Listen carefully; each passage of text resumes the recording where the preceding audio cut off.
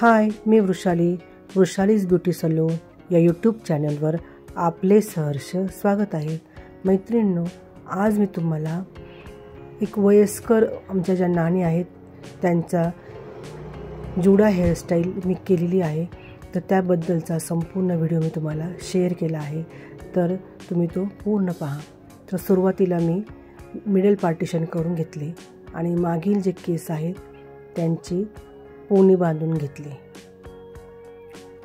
Pony व्यवस्थित बांधल्यानंतर त्यामध्ये डोनट बन टाकला।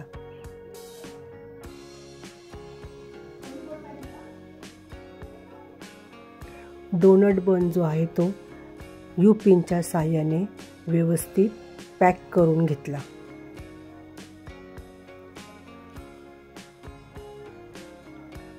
आमच्या नानींचा 75वा वाढदिवस होता, त्यानिमित्ताने आम्ही त्यांची छान अशी जुडा हेअरस्टाईल केली होती। तर तुम्हाला ती कशी वाटली हे कमेंटमध्ये नक्की सांगा।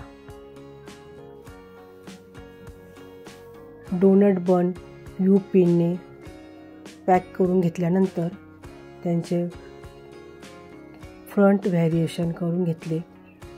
मिडल पार्टिशन केल्यामुळे दोन्ही साईडने छान असा पफ करून घेतला आणि ते पाठीमागे पिनअप करून पॅक करून घेतले।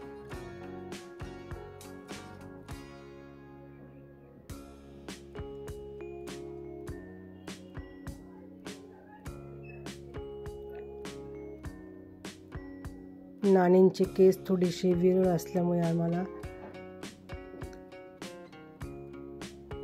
थोडासा त्याला पफ द्यावा लागला।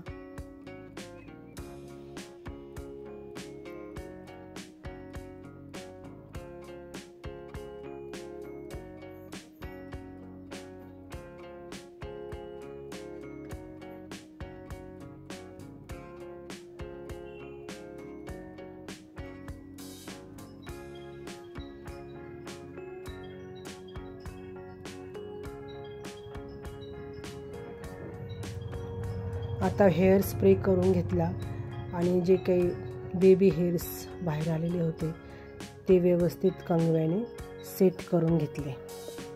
आता टॉंग मशीनच्या साहाय्याने पोनीच्या बाहेर जे केस आलेले होते त्यांना कर्ल्स करून घेतले।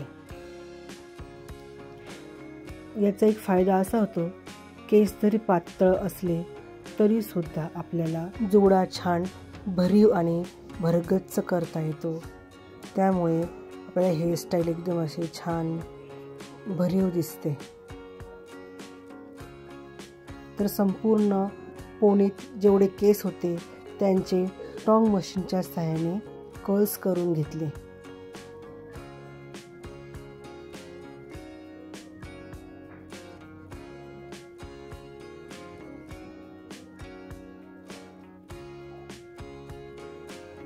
आता ते जे आपण कर्ल्स केलेले होते त्याच्यातला एक एक कर्ल्स उचलून आपण तो रोल करत त्या डोनट बनवरती यू पिनच्या साहाय्याने फिक्स करायचा, म्हणजे त्या डोनट बनला एक मेसी लुक दिसतो त्या कर्ल्समुळे।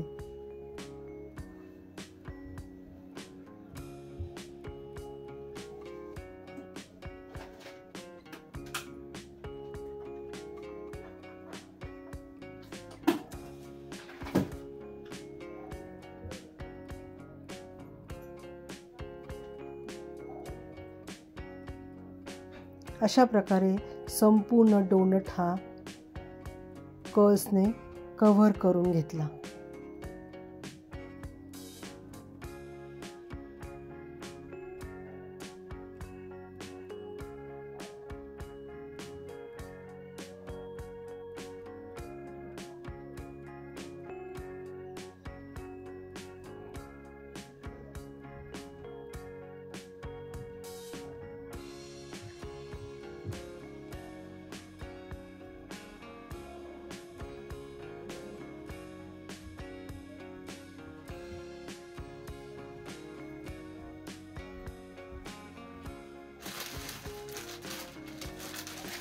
त्यानंतर जिप्सी आणलेले होते, त्याने आपण आता हेअरस्टाईल छान डेकोरेट करू. जिप्सी आणि काही शेवंतीची फुलं होती, त्याने आम्ही हेअरस्टाईल छान डेकोरेटिव्ह केली.